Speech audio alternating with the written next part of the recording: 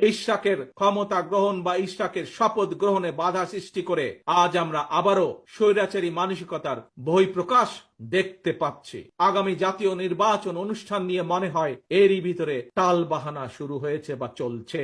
কথিত অল্প সংস্কার আর বেশি সংস্কারের অভিনব শর্তের আবর্তে ঘুরপাক খাচ্ছে আগামী জাতীয় নির্বাচনের ভবিষ্যৎ। এরই ভিতরে জনগণ বিশ্বাস করতে শুরু করেছে সংস্কার নিয়ে সময় ক্ষেপণের আড়ালে অন্তর্বর্তীকালীন সরকারের ভেতরে এবং বাইরে কারো কারো মনে হয় কিছু ভিন্ন উদ্দেশ্য রয়েছে। প্রিয় সমাবেশ, পলাতক স্বৈরাচারের সময় আমরা দেখেছি তারা কিভাবে আদালতকে অবজ্ঞা করেছে, আদালতের রায়কে অবজ্ঞা করেছে। অত্যন্ত দুঃখের সাথে বলতে হয়, পলাতক স্বৈরাচারের পরে যেই সরকারের কাছে দেশের মানুষ আশা করেছিল যে আইনের প্রতি সম্মান থাকবে, আমরা দেখেছি আদালতের রায়ের প্রতি সম্মান না দেখিয়ে যারা ইশরাক হোসেনকে ঢাকা দক্ষিণের মেয়রের দায়িত্ব গ্রহণে বাধা সৃষ্টি করেছে, সেই স্বৈরাচারের সেই একই যে ঘটনা সেটির পুনরাবৃত্তি আমরা দেখতে পাচ্ছি।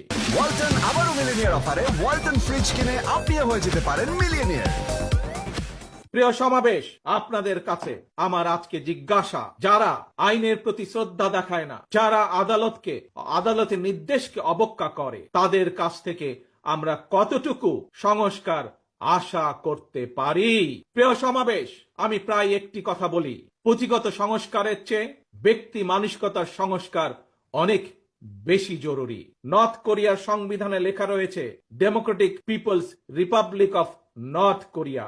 সুতরাং কি লেখা আছে তার চেয়েও বেশি যেটি জরুরি তা হলো মেনে চলা।